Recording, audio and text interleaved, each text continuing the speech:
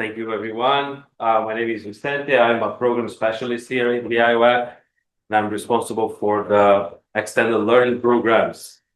It's a great pleasure to welcome Tara Mascarenhas, Director of Programs from SOI Foundation, and Naylor, Program Manager from Blues Futures Pathways, and also Volita Diego, ECOP Manager, and Rodala Aranya, Program Assistant. So we have been having a fantastic collaboration with SOI in the past year. It's because of this collaboration that we can do an expansion of the micro-certificate courses that we offer for the Institute, and also Anchor, which is the program that creates internships for students, UBC students across the blue economy. SOI, Blues Futures Pathways, they bring a fantastic expertise on about career advancement for youth in the marine sciences, in all the sectors in the blue economy. So I think we have much to learn from their also what they are going to communicate today. We just had a fantastic meeting about the future of these courses, and I can testify that it's quite a privilege to learn from you. So thank you for your presence. They came from Eastern Canada here, so thank you so much.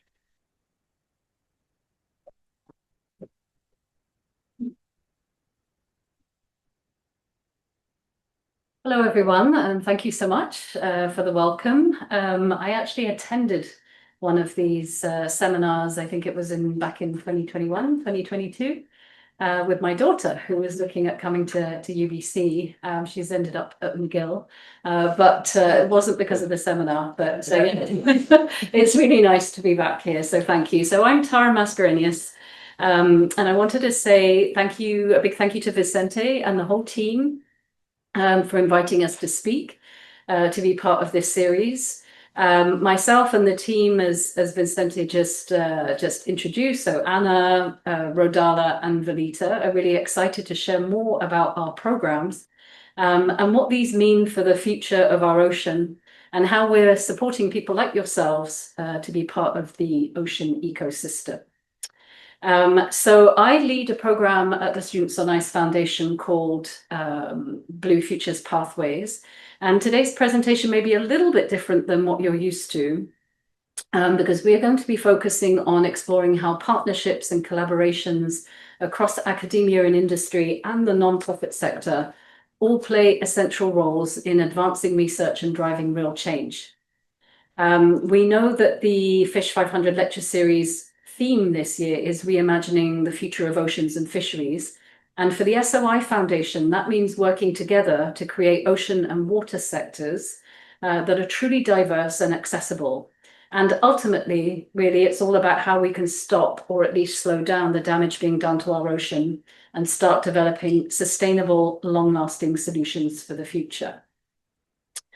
So today, as I said, you won't only hear from me, but the whole team is going to speak, and we're going to be exploring three key topics that you see on this slide. So I'm going to begin with just a little overview of Students on Ice, just so that you understand the context of the organization.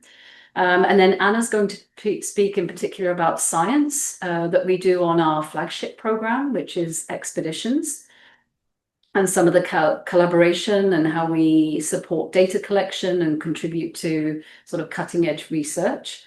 Following that, Rodala is going to share a little bit more about the Blue Futures Pathways program, which is also under the Students on Ice umbrella, and how employment, training and funding opportunities work within the program. And finally, Velita will introduce the ECOP program, or the Early Career Ocean Professionals program, which is a UN decade program, to explain how it connects to our broader work. And at the end, of course, we'll have time for questions and discussions, so please feel free to sort of note anything that you want to ask as you go along. So what is Students on Ice and what do we do? Well, we've actually just turned 25 this year. And the organization was founded by a man called Jeff Green, who is still our president today. So he was working as a guide in the Antarctic region, and he saw the profound impact that being in Antarctica had on adults, and thought, well, if I could offer this opportunity to youth, would they also be just as moved and then think about to do something to protect this region and protect the polar region. So following that, he formed Students on Ice. And if you take a look at our logo, you'll see that that central O is basically a way of reflecting our mission, which is to inspire and empower leadership for a sustainable future by connecting youth to nature and to the knowledge, people, and resources to make a difference.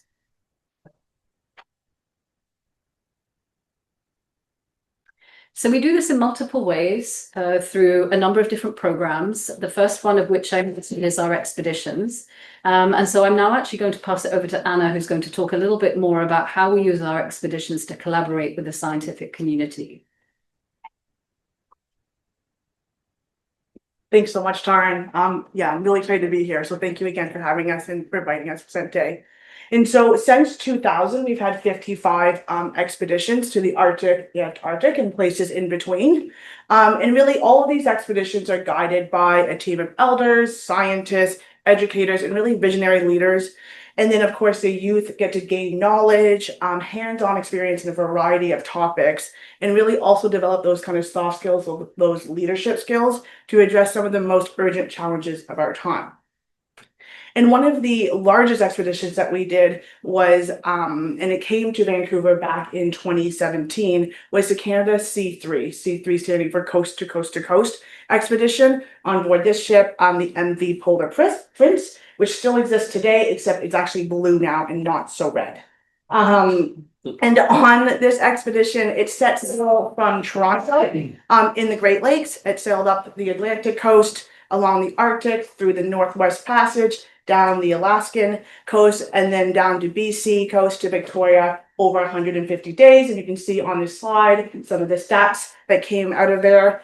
But really what I really want to draw attention to was that all the number of scientific projects that we did during this expedition and the kind of baseline data that was collected along 23,000 kilometers of Canadian coastline.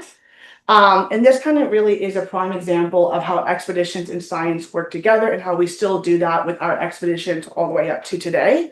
But particularly for the C3 expedition, we had 23 distinct research projects carried out by 40 different scientists, covering really a variety of different scientific protocols.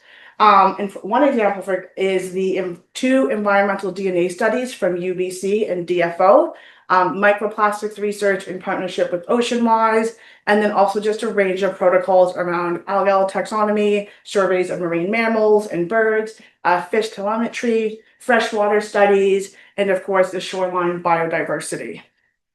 And in this picture, some of you might recognize Dr. Brian Hunt, who came on 2 legs of this expedition. And then in the yellow jacket actually is Dr. Christy Miller-Saunders, and she's from the Pacific Biological Station in Nanaimo. And there were in fact a number of scientists from both of these labs, and the eDNA research from Canada CC was actually just recently finalized and published by Dr. Louis Jacquemont, who you may also know from Brian's lab. But really one of the best, oh, I didn't even see you in the audience. Yeah, welcome.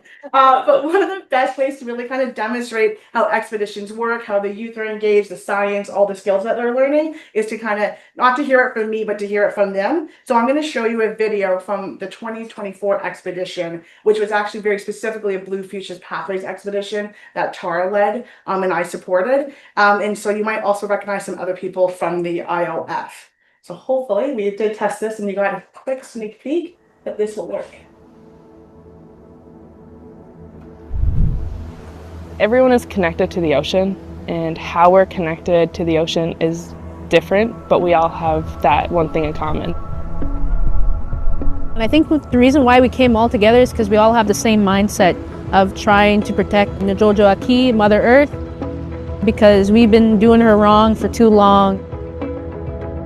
The sustainable blue economy, I like to think of it as the green economy is related to land, the sustainable blue economy is related to the ocean, but also our ice, our rivers, our lakes, and also even how we manage wastewater, stormwater, and so on. We focused on key activities on board this expedition. One of them was looking at science, so different ways that we can approach the ocean through scientific methods.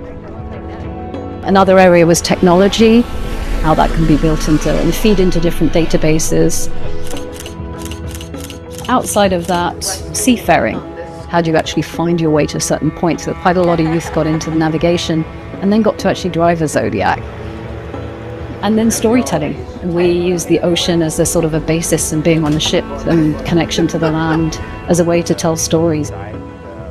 We were able to explore things such as remote operated vehicles, some diving, some photography. We got to do some water sampling, we got to learn about marine biology, just all these fields that I've never really gotten to have a deep look into. These things will kind of layer into what I'm hoping for the future. Being in the sustainable economy doesn't just mean science, engineering. You can be an artist, you can work on ships. Science in general is moving towards being more interdisciplinary. This is a real opportunity to be able to enhance those skills, enhance the knowledge, maybe try something different, or just different ways of learning and knowing. Compared to an environment like a classroom, being on the ship and getting to learn these new skills is so fabulous because we're always in this environment, this learning environment, and you can really feel everyone and their level of excitement for learning these things. My way of thinking has totally changed here. It has inspired me to come and work here. Work at least 6 months, that's my goal. I think what's important for Nunavummu is to see the ocean, to experience all these programs and all these activities that happen out on the ocean. I've gained so much more knowledge and I no longer fear the ocean.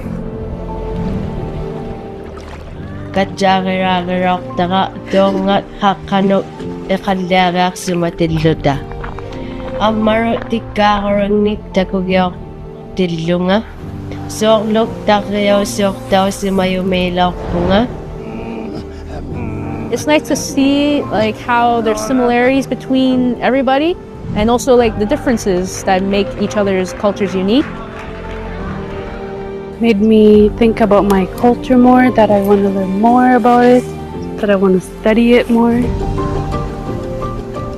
There's no area that the oceans don't touch. The partnerships, the collaboration, I would say that's the most critical piece. We can't solve these problems on our own. We need to build relationships. When there's a whole group of people, it kind of sparks ideas, you know, like one person gives an idea and other people just kind of jump on it. Building up ideas together, that is the way to move forward. When it comes to research, ensuring that you're working with communities so that it benefits both the researcher and the community. Getting youth involved in this, I think, is really important, really cool. I think there's a lesson in that we need to create more spaces like this in our world. When we're trying to tackle complex problems, we need a diverse group of people that support each other, that understand each other, and can work together. Knowledge comes in many different forms and all are important in a sustainable blue economy. C'est difficile justement des fois de faire le premier pas. Je pense que ce qu'on fait ici, ça permet à plein de gens de se regrouper ici et de voir c'est quoi toutes les possibilités.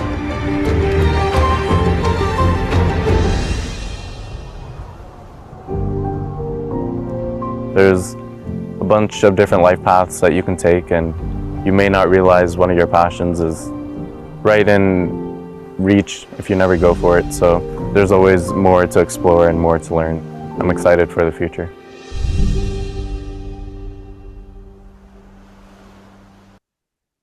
Perfect. So you probably saw Dr. Melanie Saunders in that, and also Grace. I saw a few smiles when Grace popped up. We thought Grace would be here today, but we forgot that she's actually in Japan for the Pisces conference. But really, the point of expeditions is really bringing together that science, that indigenous knowledge, and really just engaging young people in all the various programs that we have on that ship. And it's really important to Blue Futures Pathways as well as our program to include that training and skill development with other different technologies. And that's why we have a lot of industry partnerships as well that are able to come and showcase their tools, their work, and their techniques, and also, give a chance to the young people on the ship to actually use those tools, to engage with them, understand their applications, and be inspired kind of by the possibilities about the work that they're interested in. And then another way that we really engage with Blue Futures Pathways and through expeditions at some level is through the MyTax program. And so you saw Neha speaking a little bit. She was one of our first MyTax students through University of Victoria, working with EDNA, and she's actually just moving to Hawaii now to continue that work.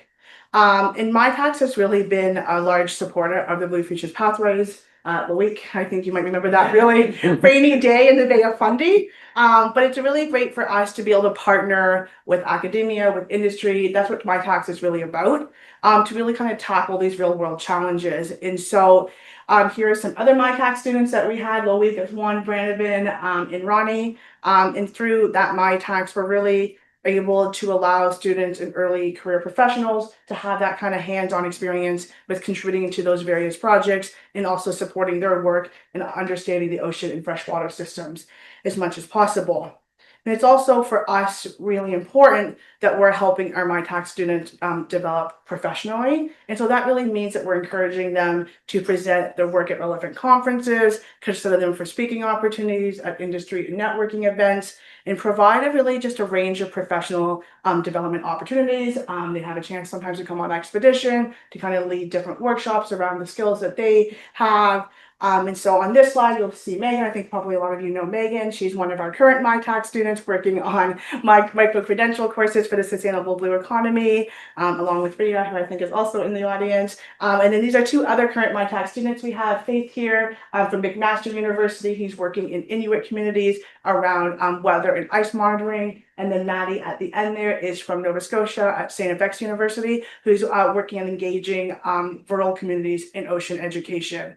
And so all of them have really specific research that we really love to support, but they're also supporting youth in their own way and kind of essentially acting as our regional coordinators for Blue Futures Pathways, making sure that youth know that Blue Futures Pathways exist and kind of we're here to support them. And before I hand you over to Rodala, did that slide switch? No. I should note that the 2026 applications for expeditions are open. Rodala doesn't love when I point this out, but just by chance, she is actually the face of expeditions this year. And so that is her there. But really, we're just looking for students who are really engaged, who really want to learn, and who really want to take the experience from expeditions and bring it back to their kind of career or educational journeys, their communities. The closing date is December 4th of this year. And I think that we do have postcards with all the information on how to apply where we had coffee this morning. Is that where they are? Yes. Yeah. We'll bring them. Yeah. So, okay, perfect. Thank you. So I'll hand you over to Bernala. Thank you so much. Okay. Thanks, Anna.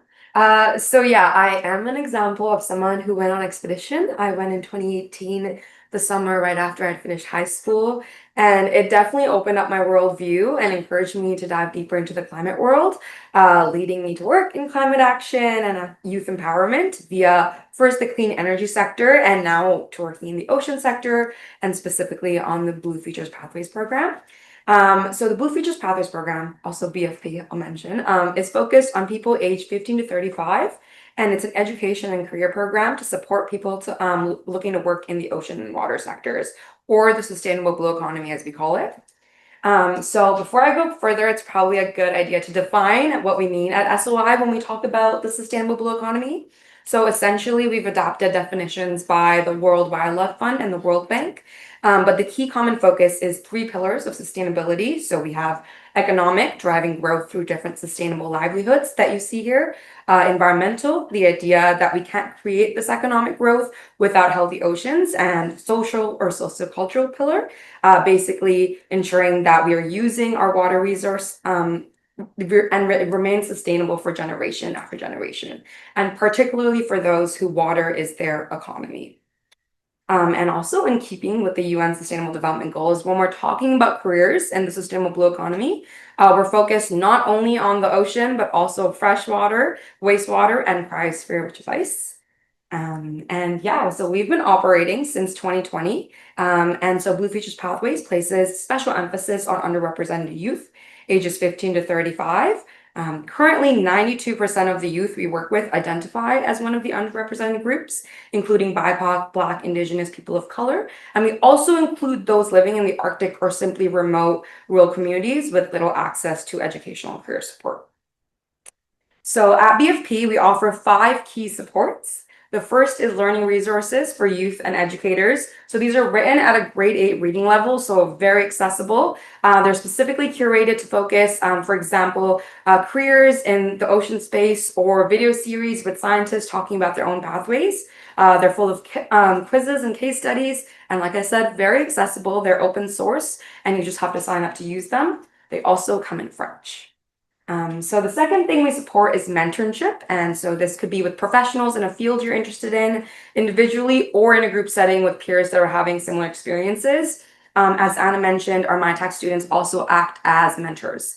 Something that we found in our research is obviously if you don't see people who look like you in a role that maybe you'd want to be, you're really less likely to see yourself there and project yourself into that sector. So this is a very key component to our programming. So the third thing we offer is internships. So this could be at any length with any employer across water sectors. Employers come to us to find interns, and interns register with us to let us know who they're seeking. We also have a whole list of opportunities on our very curated job board. And this is targeted again at ages 18 to 35, like entry-level jobs. So again, it's very easy to navigate and apply directly with the employer. It's getting updated weekly. So the fourth thing we offer is funding and wage subsidies. So this could be to individuals that reach out to us after having found their first role, to organizations like Clear Seas, where we funded 16 Indigenous interns, to a partnership with UBC, where we're funding the new co-op anchor program, and to organizations on the East Coast, like Center for Ocean Ventures and Entrepreneurship, where we're funding 40 interns. I should also mention that at this point, we have wage subsidies open through a partnership with the Information and Communications Technology Council, ICTC, for students who are employed in any role that has a digital element to it. So this could be that you use Instagram or Slack for part of your job. So yeah, please talk to us afterwards if you're interested. And so yeah, we have that open. Fifth thing we offer is training and personal development. So Anna talked about some of the skills that students learn while on expedition, but we also offer a lot of different training with a big focus on some of the softer skills that employers have told us are useful, such as communication, project management, networking. We found that, yeah, employers are saying they can do the hard skills training on the job, but these soft skills are really important for you to have. So we regularly run workshops on these topics, and we'll be setting up actually a few more in the coming week, not next week, but the week after. So you can check out our social media channels for those. Again, they're free and open to anyone in the 15 to 35 age range. So all of this information that I just said is available on our portal for opportunities, resources, and talent, bluefuturespathways.org. As you can see, it's all laid out per topic and very easy for youth, employers, and educators to navigate. So this is where you want to go if you want to stay updated to everything that we're doing. And of course, none of this would be possible without our 6 key partners, including Canada's Ocean Supercluster, our main funder, MyTax, as Anna mentioned, and UBC, in particular, the Institute of Ocean and Fisheries. We're also partnered with Swim Drink Fish and the Great Lakes, and our northern partner, the Kekatale Corporation in Nunavut. So you've definitely noticed the UN logo on the side of our slides. So I'm going to pass it over to Valida, who's going to talk about how we've been engaging with the UN Decade of Ocean Science for Sustainable Development.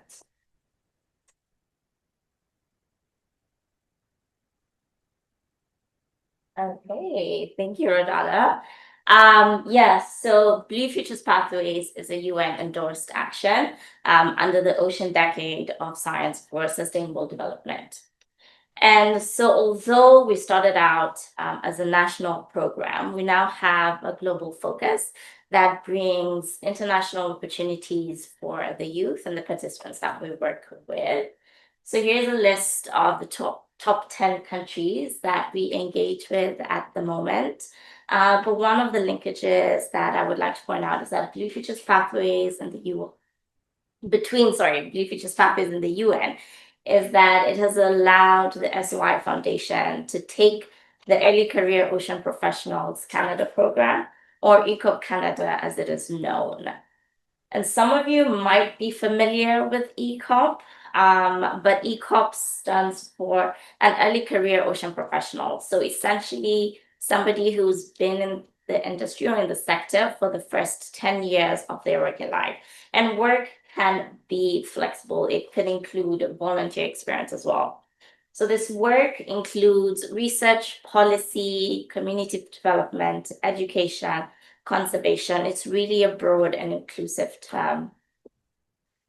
But ECOP is more than a label. It's a global movement that began at the start of the UN Ocean Decade. So it began with 42 individuals who wanted to ensure that ECOPs was central to building an inclusive and sustainable ocean future.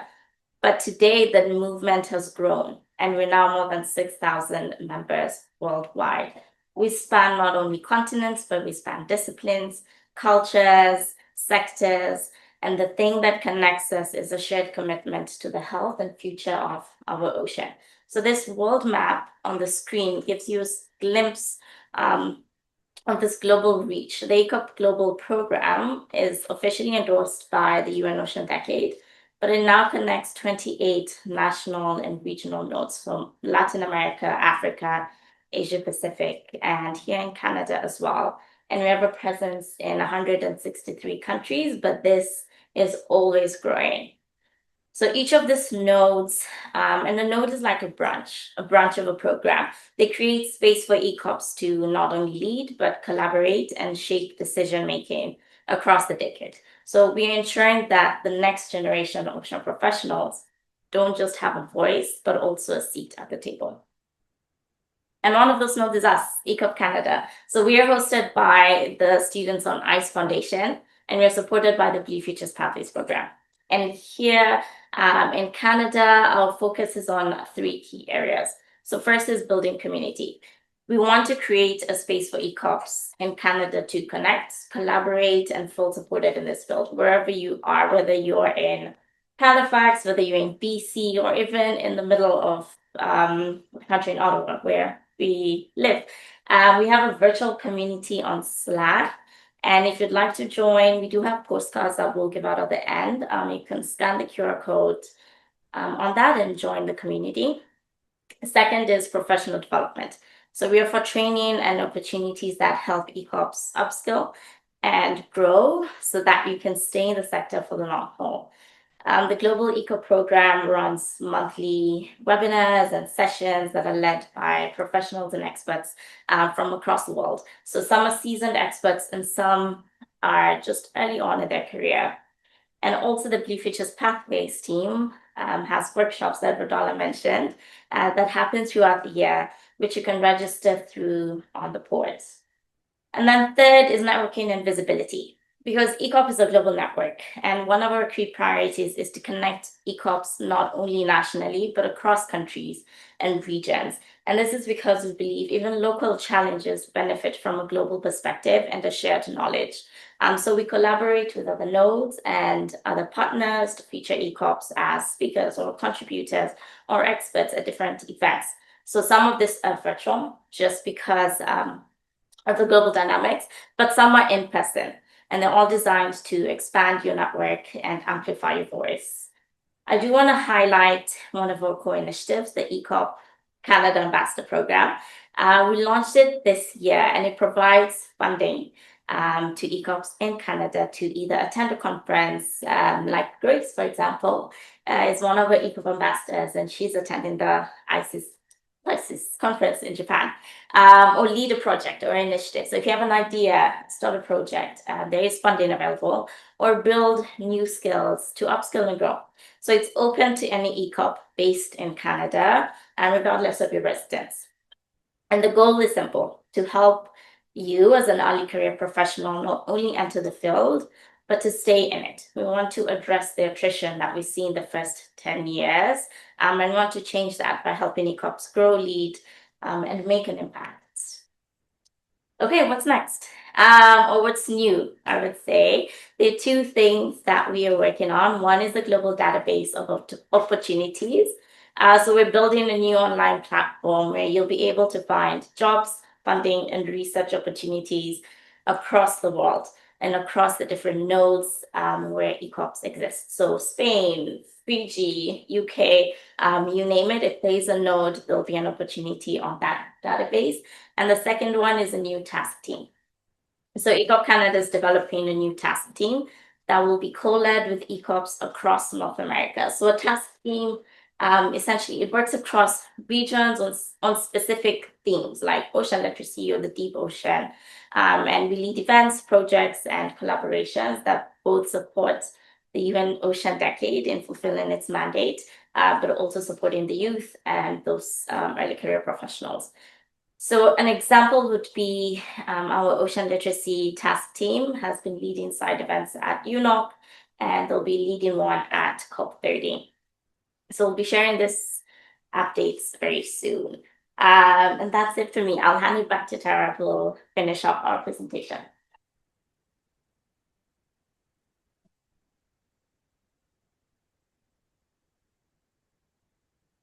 Thank you so much, Felita.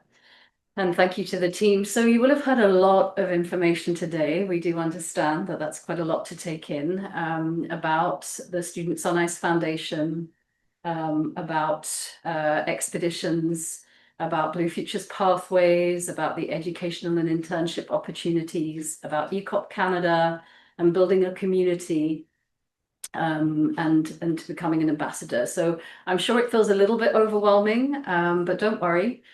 We are here to answer some questions, and as everybody's mentioned, we have some little postcards. You can also visit our website, bluefuturespathways.org, as everything that we've mentioned today is available on our port.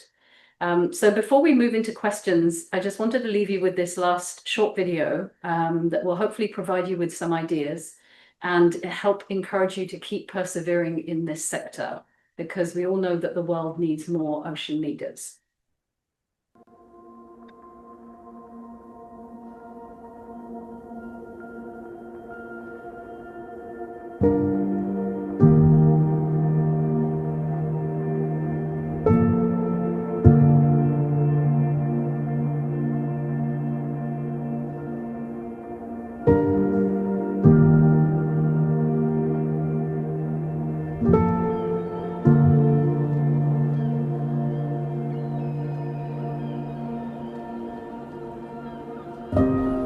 So when I was 16, sitting in high school, I knew exactly what I wanted, and I would draw boats in my scribblers and whatnot.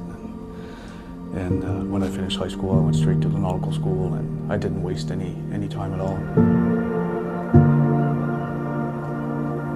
Quite often people that come to us would have a degree, but we do have some people that work in my team that have got a high school diploma and actually started working in our lab as an apprentice just straight out of high school and just learned on the job then. So it is possible to do it that way as well. So if somebody is really considering working in, the realm of conservation or research biology, as much as possible, volunteer. Any weird experiences that you hear of that, there's something in you that says that could be really neat, just do it. Take a chance. You can volunteer for anything. In Canada, really, there's a lot of good programs for that.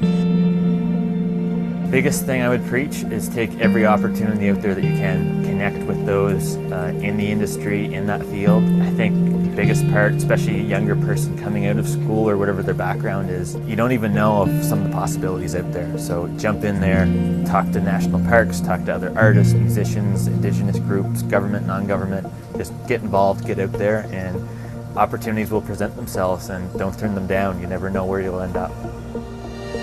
Enfin, moi, je me suis jamais limité, je me suis toujours dit je veux faire ça, je vais essayer un petit peu faire des stages à droite à gauche, c'est vraiment le plus important. Et à mon avis, avec Blue Future Pathway, c'est vraiment ce qu'ils ont l'occasion de faire, c'est vraiment quand ils viennent sur le bateau, ils vont travailler avec des managers, avec des chercheurs, avec des gens qui travaillent dans le tourisme, enfin, ça leur donne un point de vue énorme. Enfin, moi, j'aurais adoré avoir ça quand j'avais 18 ans, c'est fou. At my young age, I had no clue. I would not know how to get onto any of this. And I think it's cool that it's becoming more popular because as a little girl, I think I would love this. L'expérience que j'avais, autant en canot, autant en mécanique et toutes ces expériences-là faisaient que quand je me suis retrouvé dans les zodiacs, c'était un peu naturel. Oser poser des questions, même si la réponse est non, c'est pas très grave. Posez une autre question, il y aura des oui à un moment donné sur votre chemin et vous aurez des portes qui vont s'ouvrir. Ne fermez pas les portes avant de poser la question.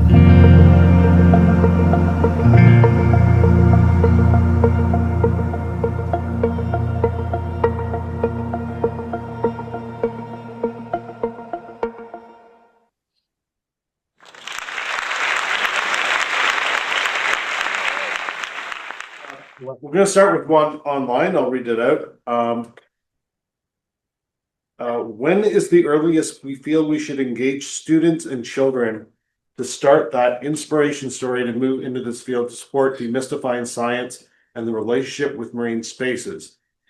For context, mine was very young, fly fishing and understanding the relationship between healthy waters and my food. Perfect. Thank you for that question. Probably once we take this, if we take a scientific approach to this, we actually, when I started kind of my career, I had done a lot of research around when should we engage people or young people to want to be in this. And we found that high school is too late because by the time they reach high school, they've already kind of are on their career pathway. And really that junior high was really kind of the best way to start to inspire them there and get them to think about the real world kind of careers that they could do with that. But with that being said, and kind of whoever asked that question, like that spark really does kind of start at the younger age. And for me, it was when I was 5 years old. I think we've all had like kind of our different water stories. But then I will also say just around kind of recruitment, the other real target audience for us are also the parents of all of these young people, because we also find that parents have different intentions or perceptions of what kind of is the blue economy, what does it mean to work in kind of that ocean sector. And I had done some work with someone, Dr. Sherry Scully, and we had done surveys across 14,000 youth actually in Nova Scotia around student intentions and perceptions, and kind of why this kind of whole workforce development really started on the East Coast is that a lot of students were like, oh, I don't want to work in the ocean sector. It's cold. I don't know how to swim. And then we get responses also like, oh, I want to be an engineer, or I want to be computer software. And so they weren't relating kind of those kind of careers into the ocean sector. And so a lot of the work that I started doing and how I got connected with SOI, and SOI was kind of doing it at the same time, was kind of trying to change those perceptions and those intentions of what really does it mean to work in that ocean sector. And that's why with Blue Futures Pathways, it's really important for us to kind of include all of those different careers, whether it is science or storytelling or the arts or technical skills as well. Okay. Questions from the room? Vicente. Yeah, You can ask the question. I just want to say that it's fantastic to have you guys here. Thanks for the presentation. And it's wonderful to know from different fields, right? Like in university, sometimes we're here inside thinking about all those questions. It's fantastic to see what you guys are doing from also a different, I would say, not dimension of society. We had discussed a little bit about that idea of the blue economy and how this concept is sometimes not something that is very clear to people out there. So it would be nice to hear from you, like, how do you think this, for people to understand about that is important, and what do you think it will come in the, in the future of the idea of the blue economy? I could take this one. So the question is, how do we get people to understand a bit more about the blue economy and what's in the future of the blue economy? So if you look at the statistics from the OECD and the World Bank, they talk about it becoming a $3 trillion economy by 2030. I don't know if they're revising that scale now. We're almost in 2026. But the idea being that the ocean economy or the blue economy is going to surpass the terrestrial economy. So there's a lot of emphasis being sort of brought to how do we engage all the big stakeholders in that? So, you know, you have banks like BNP Paribas in Europe and Credit Suisse that are looking at what they're calling blue bonds. So we know that we have a lot of green bonds out there. And I often say to people, you know, when you think of, people tend to know what the green economy is, everything that's to do with sort of the terrestrial and environmental side. So think about the blue economy as something that then relates to the water or the ocean, as many see it. So I think there is a lot of like we're from the Ottawa region, most of Anna's from Nova Scotia, but the three of us from the Ottawa region, like I never say I work in the sustainable blue economy. Nobody knows what we're talking about. So we always talk about the ocean and water sectors. We like to bring both of them together. And just explain, you know, every second breath you take comes from the ocean. You know, are you aware of that and aware how important maintaining the ocean ecosystem is to life, and that there are jobs and opportunities and so on, you know, in this sector that can help. You know, we talked about the three pillars. You know, it's not just about the economic side of it, but also the social, cultural, and the environmental. So I think there are ways to do it that can sort of be broken down and people then begin to see, but it's not common lexicology. It's not a common term. So that's why we like coming to speak at different places and different venues in order to help open up the understanding of what it is and what it can be. Vicky.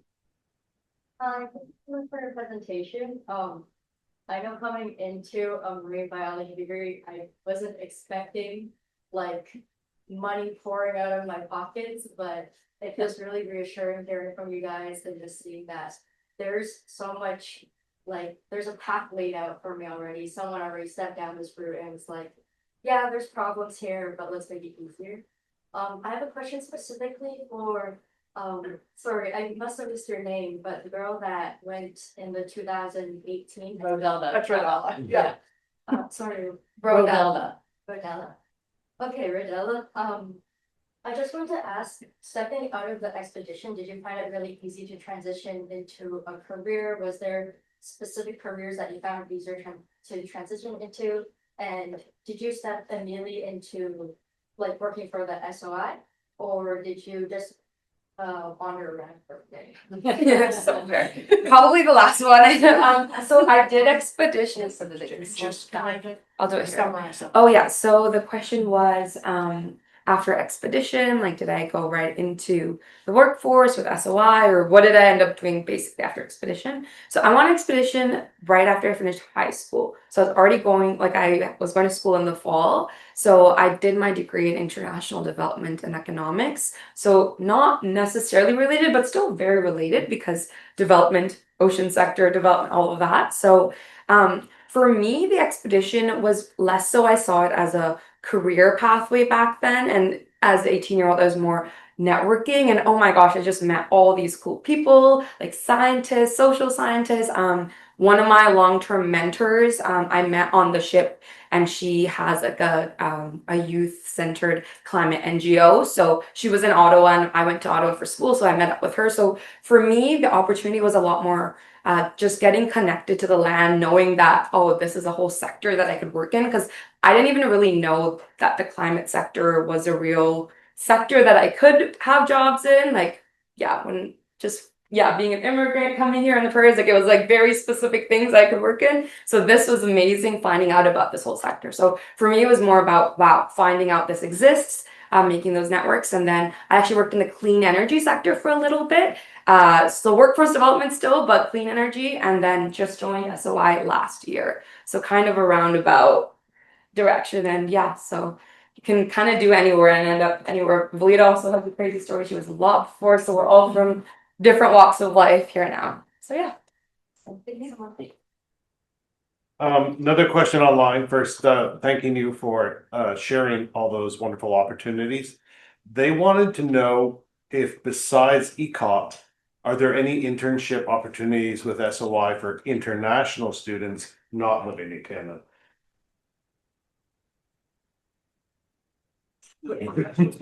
Nobody's jumping to the microphone. So international students not living in Canada, but doing an internship in Canada or outside? It sounds like outside. Outside of Canada, yeah. That's tricky. I mean, you can ask the Ocean Supercluster about that. That's our funder. So they like their money to stay in Canada. So which is why international students living in Canada are okay, but if the money really can't be going towards salaries or wage subsidies outside of Canada, unfortunately. But we are connected through ECOP to plenty of other organizations, and maybe Belita, I don't know if you know of any. Yeah, Earth Echo, for example, is one of them, which is a US based organization. But I don't know if there are others that you. I think for internships within I'll start here. For internships within the ECOP community, it's specific by node. So I would say depending on where they're at, what country you're in, first I would look at your node and what opportunities those offer. And then the second place I would go to is the ECOP Global Program. And the website is actually ecop.org or Career Ocean Professionals. Then that one would have partnerships with different organizations in different countries where they support you as an intern or you as an ECOP with an opportunity. So first would be a node and then the global office. And the nodes, are the nodes listed on your website? On ECOP Global. ECOP Global, but you can get there through our website. Right, okay, Yeah. great. Yeah. Are there any other questions from the room? Judge. Thank you for the presentation. That was lovely. This was hinted at in some of the participant videos, but I just wanted to hear your view on. I know you guys do a great job of collaborating with the Indigenous communities that live up in the Arctic, but what do you think SOI has had? How do you think SOI has had an impact on them? How have they benefited from this collaboration as well? Yeah, no, absolutely. So about the question was how have Indigenous communities benefited from the collaboration with Students on Ice? So we have about 50% of youth that come on expeditions are Indigenous. So we've managed to get a number of scholarships in order to help support participation. We've had for the third or fourth year running next year, we have a partnership with the Innu Nation in Labrador. And so we are running expeditions for them just for their community. So these are only open to Innu Nation youth, basically. And that's all, and they all take place in the Innu Nation waters. So it's a way for them to learn about their own ecosystem and learn skills and so on that they can then bring back to their community. A lot of the internship programs that we run have been with Indigenous communities. So the Indigenous communities will come to us. They'll say, we have this program, we want to bring on X many young people, and then we will help fund that program. So they run the program, they set it up in a way that fits with their community. And then our role is to kind of fund and support. So I think a lot of that has been basically collaboration around, we've got this issue or we've got this question or we've got this program. Is there a way that you can support us with the wraparound supports or, make it happen, remove some of the barriers in order to engage? And so that's, a lot of the feedback that we get from Indigenous communities is that they're appreciative of the way the funding is very flexible to really meet them where they're at. So those are just a few examples. So I'll just add one cool story. Another really neat thing on the 2024 BFP expedition is that we did our pre-program in Hallowit, and our botanist Paul Sokoloff was just trying to identify plants with our youth, and it's a lot of the youth that were from there. And what happened is they actually discovered a plant that's never been discovered that far north before. So they were able to together kind of have a paper that was published and also completely translated into their language and given to the community, and they're kind of continuing monitoring that kind of plant. So those are some other ways that we're, I would say, like helping to benefit that, but make sure that the work that we do, that they're understanding it and seeing it. And so we also do reports and translate those reports into the languages of those communities.